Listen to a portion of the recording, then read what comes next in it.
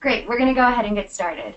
My name is Aubrey Cox, and I'm joined here at the United States Institute of Peace by Nulu and Rebecca, and we're here to celebrate the International Day of Peace. So for those of you who might not know about the International Day of Peace, it was founded in 1981 by the United Nations as in an effort to elevate the discussion around peace and to find ways that we can work for peace. And here at USIP, we believe that peace is action. And so we've created the Peace Day Challenge for today. And so we invite schools and communities and individuals to take the Peace Day Challenge on the International Day of Peace, which is today, and share their action of what they're doing to build peace in their community or in their home on social media using the hashtag Peace Day Challenge. Additionally, today marks the Peace Exchange's launch of their Gender and Conflict campaign. Over the next few months, the community will focus on issues related to gender and conflict-affected environments. And because understanding how conflict impacts men and women and boys and girls differently is central to effective conflict-sensitive programming. During this campaign, the Peace Exchange will launch publications, tools, frameworks to help practitioners better design conflict-sensitive programs using a gendered lens. The campaign will also highlight sub-themes such as masculinities and gender-based violence through dedicated webinars and resources and discussions. This Peace Exchange campaign is aligned with USIP's Youth Peace Equality engagement, which is 60 days to celebrate the role of youth leaders working for gender equality. And that's what brings us here today. And so we invite all of the listeners on the webinar or who are streaming online to ask questions for our panelists using the chat function in the webinar or on Twitter using hashtag YouthPeaceEquality. And without that, or without any more delay, we'll get into the questions. So first, I want to ask Rebecca, can you tell me what are you and Nulu doing today for the Peace Day Challenge? Okay, so today we are privileged to be at the USIP office, and today we'll be training some DC youths from Roosevelt High School here in DC on the power of storytelling as a tool for conflict resolution and for peace building. So that's what we're doing here today. Great. And did you do anything last year for the Peace Day Challenge? We'll start with you, Nulu. Yeah. So what we do, we have different programs, and our main program is our Girls Leadership Academy. And what we do is we train our young girls who are leaders in peace and conflict resolution. And what they do is they go back to their schools and their communities and they pass on the knowledge. Yeah. Great. And what about you, Rebecca? Oh, last year we used social media a lot. So we tweeted a lot of peace messages, just to foster a more equitable, a more just, society. So we did that, and I think we also had like a live program, to commemorate the International Peace Day, last year. That's what happened last year. Great. And so what does a peace message look like?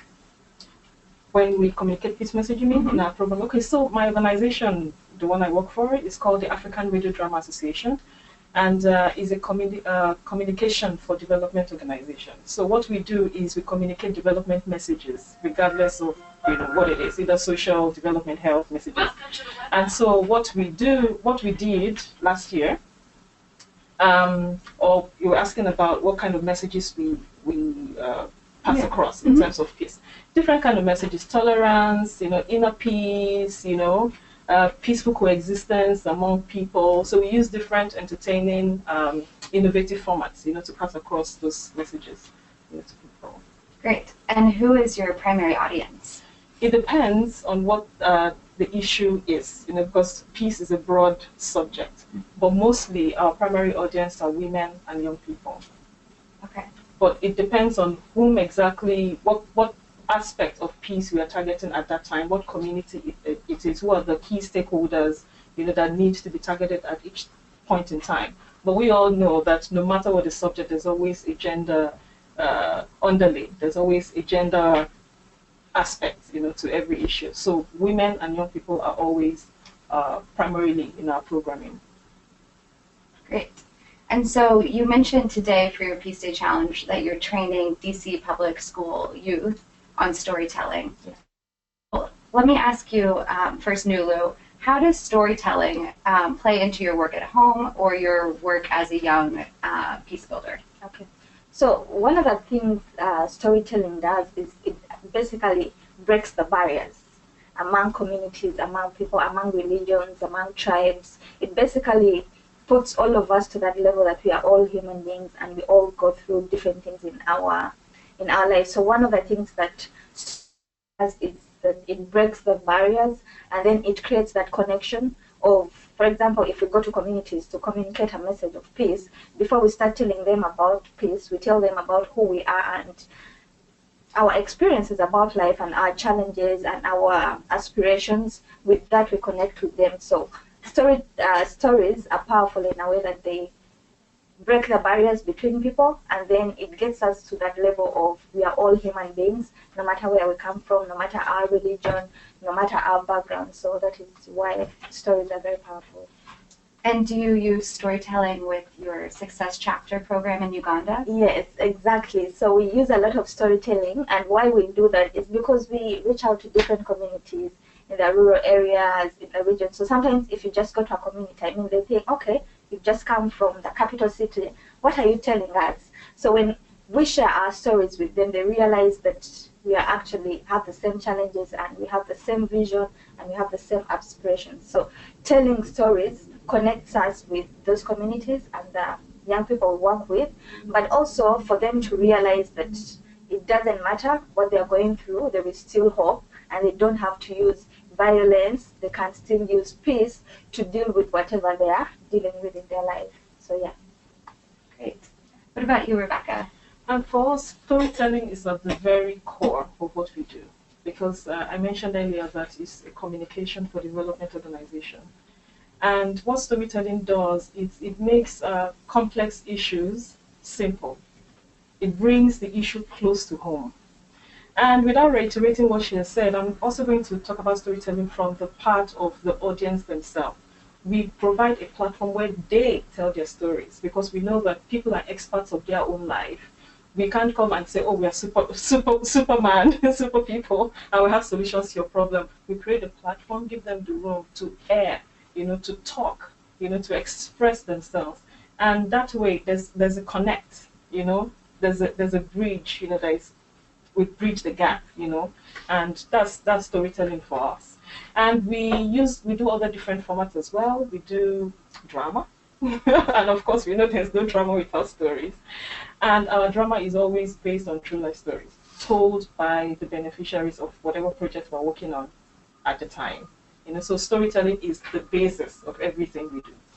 And are these dramas, are they in person, like in a theater, or are they radio or TV? It's mostly radio, and we've looked for creative, different, innovative ways to tell stories on radio.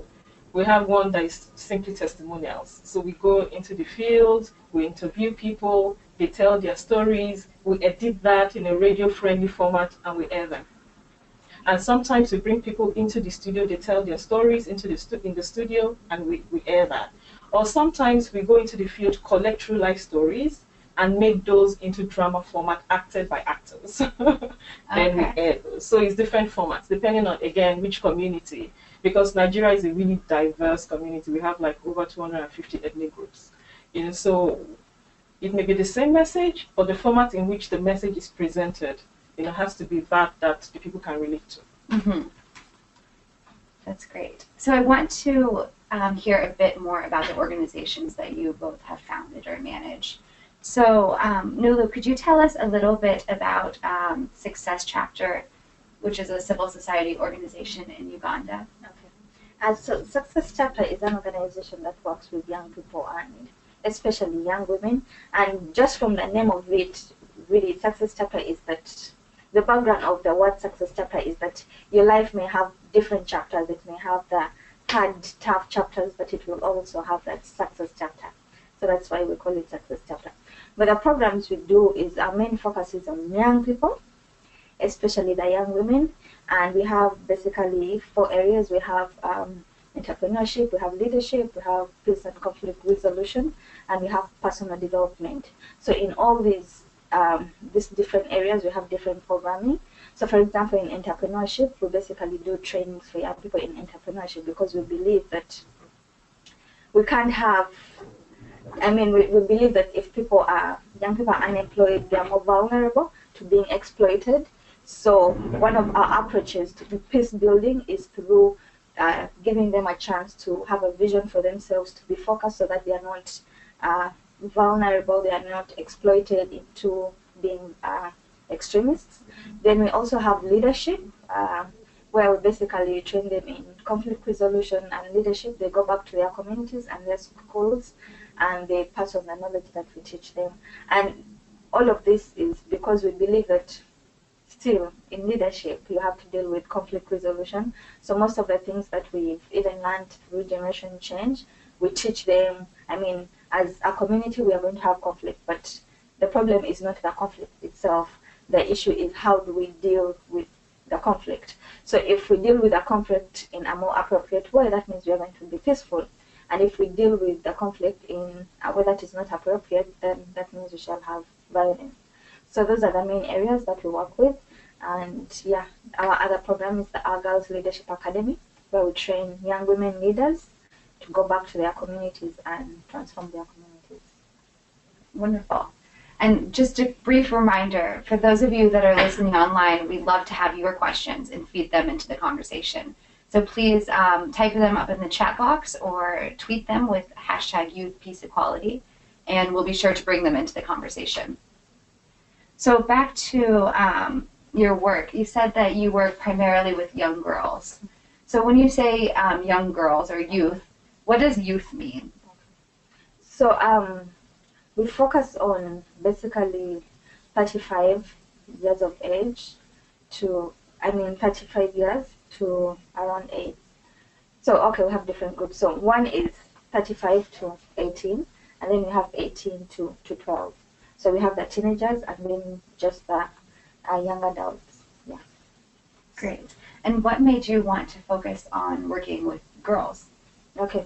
So what made me focus on working with girls is that because of my community where I come from, girls are usually kind of neglected and not necessarily given as many opportunities. So for example, let's say your parents can't support the boys and the girls, they have to make a choice. So if they have to make a choice, it's the girls who will have to not go to school or to take care of the family. So usually it's the girls who are affected. Yet we believe that both girls and boys should be given the same opportunities because they all have the abilities and the skills. And even when there is violence, women are affected in a different way and also men are affected in a different way. So understanding how both these genders are affected helps in programming, whichever program you want to start. Understanding the needs and the challenges that each goes through helps your programming than just assuming. So we focus so much on the girls because of how they are treated back home in my community. They are always treated as second citizens instead of being given the same opportunities. Yeah. Great. And so Rebecca, you work with the African Radio Drama Association. Yes. And that association does a lot to address and prevent gender-based violence. Yes. Could you describe perhaps one of your programs and then tell us a bit about the association? Okay, so first let me tell you a little bit about the organization. African Radio Drama Association, ARDA for short, has been in existence for over 20 years in Nigeria. I started actually in 1994, in the conference that the founders of the organization attended in Zimbabwe, and they got back and wanted to replicate the lessons learned. So it was supposed to start as an association. You know how things are, many people come with the enthusiasm to do things, but it fizzles out. So only a few of them continued, and it really is an organization now, as against what the term association. So what we do I joined African Radio Drama Association in the year 2000. I was pretty young at the time. I started volunteering. I discovered I could write. So I was trained as a scriptwriter, and I grew up the ranks, and now I'm the project coordinator, in the organization. What we do, I've said some of that before, is really to communicate development messages in different formats, in different innovative and creative formats. We do projects on family planning, we do projects on malaria, we do projects on peace and conflict resolution, we do projects even on climate change. And you may say, oh, how are you able to do all of this? Is by collaboration and partnership. Our core work is communication, but there are other organizations whose core work are these specific issues. So we partner together, they bring their technical expertise, we bring our communication expertise, and we develop messages. All of this in collaboration with the people themselves. We never do anything in isolation of the people we're producing programs with, not for. So that's African Radio Drama Association. Then you asked about our work in gender and gender issues and domestic violence.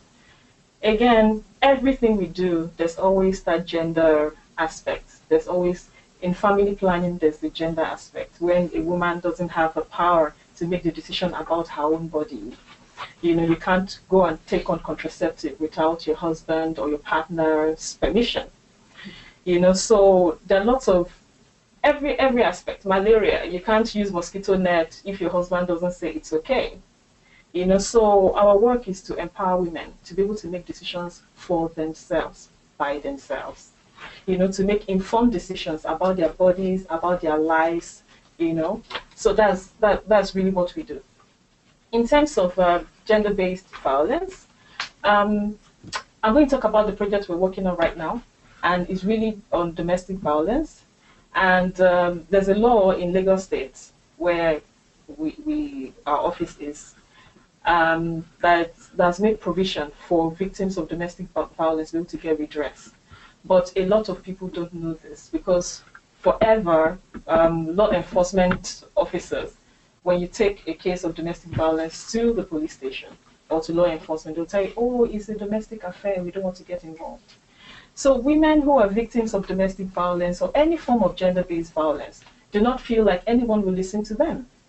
So this law is in place and it has to be implemented. So what we do is we simplify the law and get it across to people in, again, like I said, story format, innovative format, drama format, so people will know that, okay, when this happens to you, it is a crime and you can get redress, you can get justice, for this. And on the other side, we work with partner organizations also to train law enforcement officers, on how to deal with those. We know it's not easy because it's not what they've been used to, but even train them on being gender sensitive and knowing that there is a law and it has to be applied. So that in brief, that's one of the several gender-related projects that we do. Those sound great. We have some questions from our viewers. So this is a question from Valerie, and she said, are any of these initiatives underpinned by research? Yes.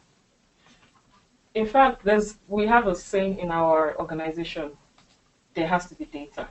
Anything you want to do, what does the data say? What does the statistics say? What does the research say? Anything. Because you have to start from somewhere. So if there's no existing research, we do research. We do formative research. Sometimes we do like serious baseline survey, depending on the scale, of the project. But there's nothing we do, that we don't first do a research, or find existing data, to substantiate what we want to do. And a good place to start is always the DHS, that's Demographic Health Survey. For Nigeria, it's NDHS, Nigerian Demographic Health Survey. So it gives like the general overview of the health and social, statistics, of different states. In fact, of all states nationwide. Because that's always a good place to start. And you find specific research, available data, supporting, giving more information on the project you want to do. But we never go into any community or embark on any project without first looking at what does research say about this subject. So yes, with us, our programs are really based on the research. It's especially in Uganda. And for example, we work so much with the young people in Uganda because currently over 84% of the young people in Uganda are unemployed. We focus so much on young people in Uganda, and also almost the biggest percentage of our population in Uganda is below the age of 30. So it's we have a lot of problems with the young people, so that's why we focus so much our programs on the young people in Uganda. So we have another question, and these are great, so I hope the people watching will keep them coming in. So when working in storytelling, what measures do you take to be sensitive to potential issues like re-trauma, creating trauma, or how do you maintain sensitivity? And this is from Emily. Okay.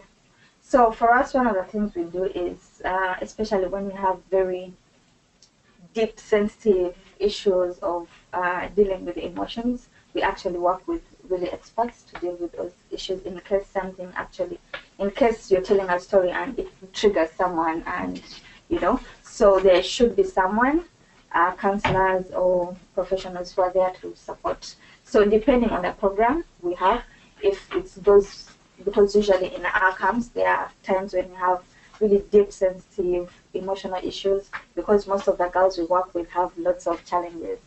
Some of them are being sexually abused, some of them are living with step parents, so some of them a lot. So if it's that session where we are going to talk about those deep issues, we work with people who are professionals to deal with it. Yeah, very similar to what she said. But I think also one thing for us first is consent. We never tell your story or force you to tell your story. Yeah. You have to be willing to. But what we also do is similar to what she said, is to ensure that there's an expert, like a psychologist, a counselor, who can help, deal with whatever happens as a result of you telling your story. And I actually think that is a healing process. Actually, letting it go, letting it out, it's a step towards healing. So yeah. So that's one part. The other part is really, sometimes it's us who share our own stories so that they can connect with the stories. So sometimes the stories are not so deep that may trigger trauma, but sometimes if they are those deep stories, then we have people to deal with them. Yeah. So it sounds like that's one area in which you can partner with other organizations or other specialties. And then what we've seen with our other Generation Change Fellows is, as the leaders, you're really able to build trust through your stories. And so by showing your vulnerability, Exactly. you can kind of build that bond. And especially, like, for example, our particular program of the Girls Leadership Program, these girls stay in academy like for 1 year. So already there is that connection, there is that bond. So by the time we share something that is so deep, they are ready for it. And if in case they need support, the support is there for them. Well, I think what also works for us as an organization is also track record. We take integrity really, really seriously. So like, we don't post your pictures if you don't want us to. We don't sell your pictures. We don't sell your stories. So over time, and we worked with in almost all 36 states in Nigeria. So over time, people tend to trust us because they know that they are legit. They're not here to exploit us. And that's as a result of continuous relationship and integrity. So, and also integrity in sharing your own stories. It's not as if you tell a story today, like, oh, this is what motivates me to do what I do, and tomorrow it changes. So you're consistent, consistency, in your methodology, in your value system, and all of that. So, yeah. And you too, as part of your Peace Day Challenge, will be telling your stories. Yes. At 10 o'clock, and it will be Facebook live streamed. So for those of you that are watching, if you go to USIP's Facebook page, you'll be able to watch these two Generation Change Fellows and 3 other fellows tell their stories about why and how they do what they do to build peace in their communities. So we have another great question. We've mentioned a few times conflict management, conflict resolution, peace building. But but this is a question from Jessica. What are the local types of conflict resolution or peace building techniques that you use? So I've been a part of one major conflict back home in Uganda. So this conflict is a Muslim conflict. So back home we have two leaderships. So what happened in the Muslim community? There was a breakup. Like there was a breakup in Muslim leadership. So right now there are two parallel Muslim leadership. So one is kind of the legit one, and another, some people don't consider it as a legitimate one. So as able to be part of this conflict, and really what we're doing in this conflict, there was a committee that was supposed to create dialogue. So members from one side came together with members from the other side, and really the point was every one of them to share their point of view. So it was more of dialogue for having communication, having to discuss the issues of, okay, what is the problem and how do we make it better. So one of the conflict resolution techniques that we use back home and that have been part of is really dialogue, for people to just talk about issues, because sometimes I think when people don't talk about issues, they don't know what is happening to the other side. So yeah, dialogue is powerful. I agree, dialogue is really powerful. Communication is really, really powerful. Apart from dialogue, some of the other local techniques that we use is I'll use an example of a project that we did in the Niger Delta region of Nigeria. Now, through research, we realized that most of the conflicts among different, some warring or conflicting ethnic groups is really based on deep-seated stereotypes that were actually, if I'll say, do not really have basis. I'll say that lightly. So one of the things we did is we worked on this project with the Search for Common Ground in Nigeria. And one of the elements of that project was something they called Come and See, Go and Tell. Now, what's this about? It will take someone or a family or a couple of people from one community, and they will go to another community that usually they don't see eye to eye, and they'll go stay with a family there for a few days. Like, okay, so leave all your biases aside, leave everything you've heard about these people aside, and just go experience it yourself. Nobody's going to tell you anything, nobody's going to, just go and experience it yourself, then come back and tell your people what you found. And almost 100% of the time, people come back to their people and say everything we thought about that group is wrong. They are not wicked. They don't eat people. They are not what we think they are. They're actually kind people. They're actually like us. They actually have emotions and feelings like us. So that is one of a local technique, that we've used, to bring communities together. Another thing that we have done is also a project that we call Day Don't Break. That's Pidgin for a new day has come, something like that. And what we did, of course, all of this I'm saying is after a series of conflicts trainings. It's not just, you don't just bring random people and say go. That can also mess up the entire thing. Okay, so Day Don't Break was a radio program that we did. And what we did was we also brought people from communities that naturally won't normally see eye to eye. And we brought them together to develop this radio program for their communities.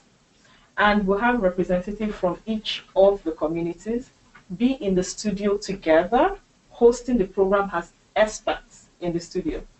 So when people from their communities hear, they're like, he's in the studio with the person from this other tribe. How come? And they will talk about issues they are facing in their respective communities. And people begin to realize the issues are not so far apart. We are similar.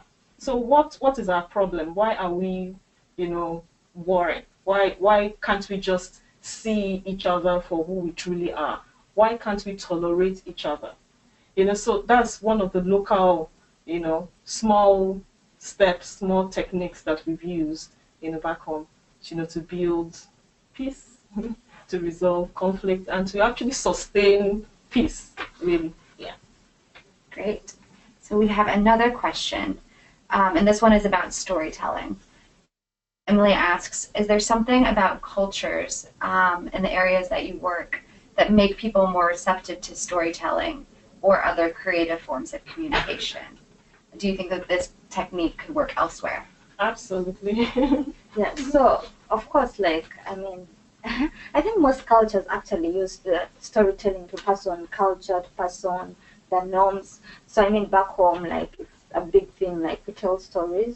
You know, your parents told you stories. So I think storytelling is something that is international. It doesn't matter which culture, because all cultures use storytelling. People here use storytelling. Back home, we use a lot of storytelling to basically pass on culture, to pass on culture norms, and to basically teach children different things through stories.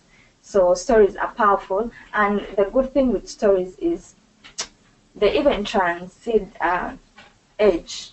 So whether you're talking to an older person or a young person, connect with this person through a story, whether you're talking to, because in back home in Uganda we have also different languages, different cultures. From the central, when I go to the north, it almost feels like coming from a different country. So we have different cultures. So with stories, it helps you even break through those barriers of different regions, different languages, different cultures. So yeah. Very similar to our experience as well. We grew up hearing stories. Mm-hmm. If your parents want to tell you, teach you some values or some moral, they won't just say, do not steal. They'll tell you a tale, and at the end, they'll be like, okay, so what's the moral of that story? Then you yourself will say, oh, it is not good to steal. So we use stories a lot. My grandmother, may her soul rest in peace, told me a lot of stories. So stories, fairy tales, folk tales, form the basis of our childhood. And form the basis even of our culture, like she has said. So yes. And sometimes I remember growing up, sometimes when the older people will call the children together, it's also it's a social exercise, and form of entertainment sometimes, but there's always a moral. So sometimes when we sit together, as kids, you will see the adults, just coming around, trying to hear, what's happening. And that also shows you that regardless, stories reach different age groups, break barriers. Yeah, and it's a powerful tool, to help people themselves determine what's the moral, that you are trying to let them see. Great. So one more question. What are some of the strategies that you use to ensure that women and girls are participating in peace building activities? Okay. So one of the things we do is, first of all, help realize that, leadership or creating peace is not a job for some other person, or it's not a job for the men. We help them realize that, first of all of us, in whichever capacity, in whichever big way or small way, we all can contribute to peace. Even if it just means in the classroom. How are you dealing with conflict in a class? Because it all starts there. My belief is that someone does not just come out of the blue or randomly become violent. There is a building process. So one of our beliefs is we start from that building process to not allow it to get to a point where it's unmanageable. So we help them realize that peace is where there is life, there is conflict. And the point is not whether you will have conflict or not. The point is, how are you going to deal with that conflict? So from the classroom to the home itself, how do you deal with conflict in your home? Then to the community, because that is where it all starts out. So one of the things we do is we help them appreciate the role that each one of them has. Basically, the role each one of us has in peace building. It's not just about the international organizations, it's all of us. So we help them realize that they have a role to play. And we also help them realize that it's the small steps that also make a difference. You have to start from the small steps, and then you can go ahead.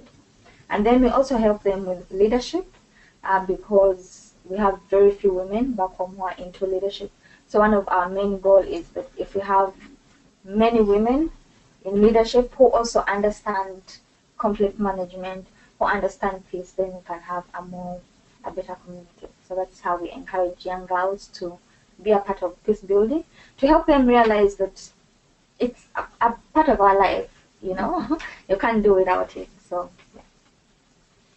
Okay, so for me, I also think that it's important to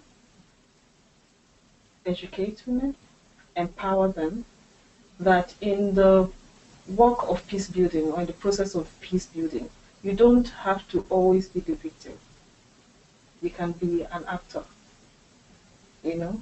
And also, we also work with men to let them realize that the problems you face are too complex for you to think it's just one set of people or one group of people that can solve the problem. We have to collaborate. We have to work together with different groups in the community, men, women, young people. It has to be a collaborative effort. So we work with the women on one hand to empower them, to let them know that you can be an actor in peace building. You have a role to play. You can be an active member, you know, an active participant, you know, and let the men also know that women, you know, can do this and should actually be doing this. And we actually give reasons why women should sometimes even take the lead, you know, because again, before conflict, you were saying also that there are steps, you know, before someone becomes violent. I bet you women will be the one to spot that faster than men. To spot some of those, okay, so this child or this young man or this young woman is taking this step, this is not going to end well. And they can curb them. So how can we empower women to be able to sight those danger signs and curb them, you know, as soon as possible? I think that's also a really important step towards peace building. Great. And in your experience as young women that are leaders in your community that are actively working to build peace, are there challenges that are associated specifically with being young and or a female? So the first challenge is the stereotype. Back home, we still have lots of stereotype around women and women needing change. So one of the challenges you will realize is that sometimes you maybe set up an appointment to go and meet someone to tell them maybe about the project, and sometimes they're not taking you seriously. So that is, it kind of slows down your work and slows down the things you want to do. Or even sometimes we still have a lot of kind of sexual abuse in our communities.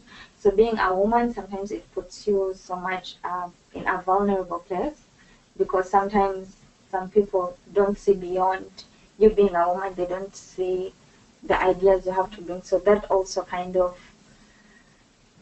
prevents you from doing what you want to do. So sometimes you just have to break off some ties.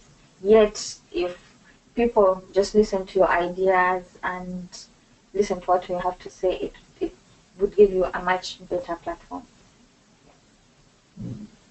Okay. Yes, I think even being young first is a challenge by itself, because you get into a community or you're developing a peace building activity, and people who are older than you feel, what do you know about this? This has been there before your parents were born. How come you think that your ideas or whatever activity you're putting together, you know, it's going to work, or we're even going to listen? You know, so that by itself. Then being a woman, there's already that cultural, social cultural, you know, because we live in a really patriarchal society. So as a girl, as a young woman who is driven enough, that alone is almost like, oh, you're a threat. Even, I don't know why that should be, but it feels like you're a threat. And some tell you things like, you never get married if you continue like this, you know, or who, you know, whatever you do, you still end up in a man's house. You know, things like that, just trying to lower your self-esteem and to bring you down and to make you feel like you can't accomplish that which you set out to accomplish.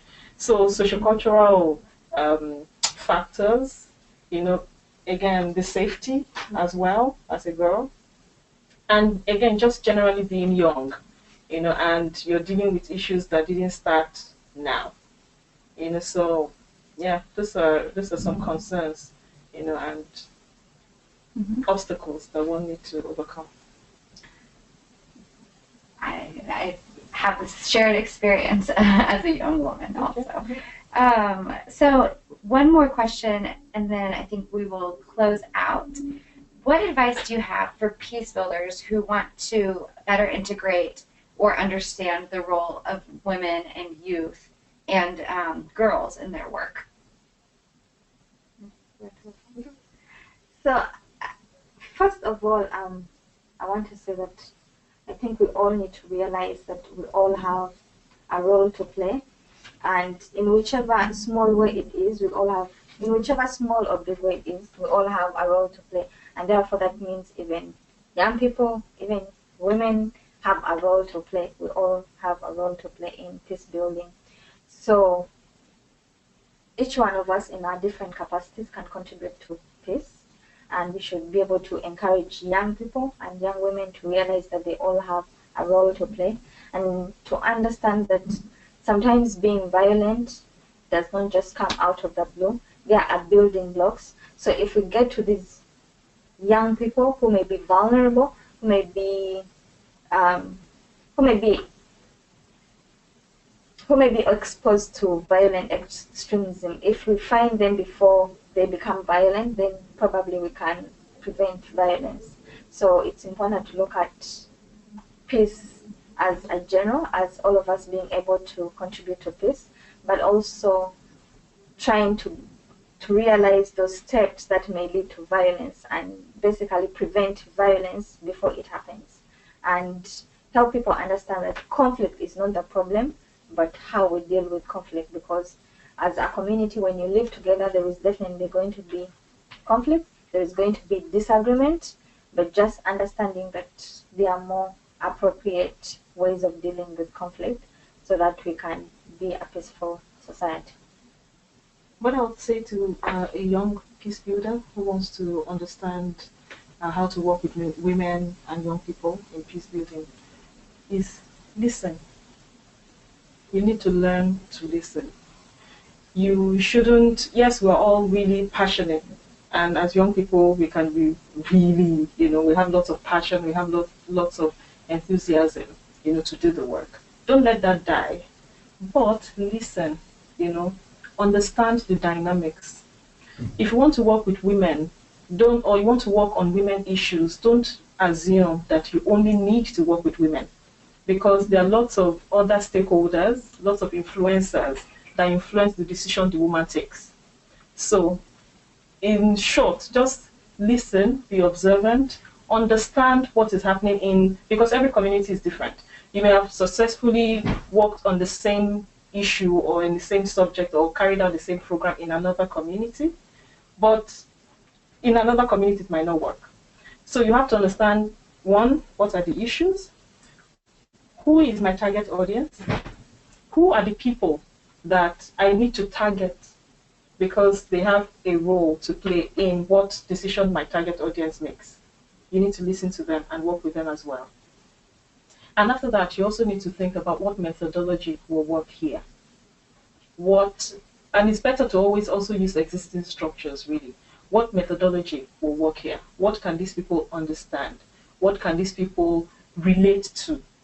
Then, most importantly, don't think you're a Superman coming to solve people's problems. People, most of the time, are experts of their own life. So again, you have to listen and unless everything you have heard, everything you've learned, and work with the people themselves to come up with a solution. The solution has to come from the people. All you can do is to guide the process.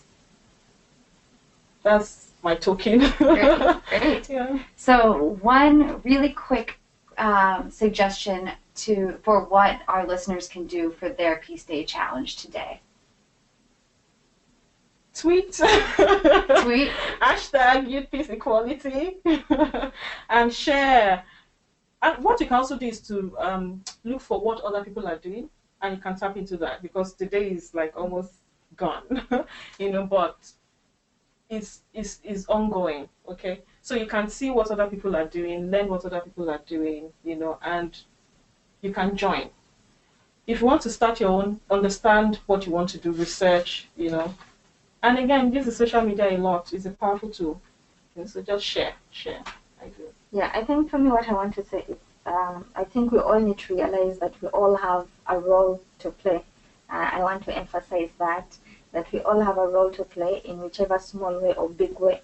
So even if it just means sharing a peace message, even if it just means informing people about how to deal with conflict, even if it means sharing on your Facebook, sharing on your Twitter, even if it means just being a part of a process that is taking place right now, an event, but also remembering that peace is not just about today. We need many, many more days that are peaceful. So let our way of life be about peace. When you are at work, how are you going to relate with someone at work? When you are at home, all these things build up to that general peace in the world. So let's do whatever we want to do today, but remember that peace doesn't end today. We want many, many more peaceful days. Well said. Thank you both so much for joining me today. It was such a pleasure. Thank you. And I hope that everyone listening will join us at 10 o'clock on USIP's Facebook page to watch these 2 Generation Change Fellows and 3 others tell their stories about why they do the work they do and how they do it.